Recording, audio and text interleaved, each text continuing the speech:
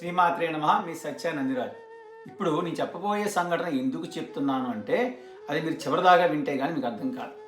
ఒకసారి రమణ మహర్షి దగ్గరికి ఒక వ్యక్తి వచ్చాడు. ఎంతసేపటికి మాట్లాడట్లేదు, చాలా బాధగా ఉన్నాడు.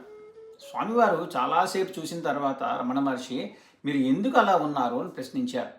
భగవాన్, నా జీవితంలో ఎన్నో ఘోరమైన పాపాలు చేశాను, వాటికి నిష్కృతి లేదు, ఎప్పటికైనా భగవంతుడిని క్షమిస్తాడా అని చెప్పి చాలా బాధగా ఉంది అన్నారు.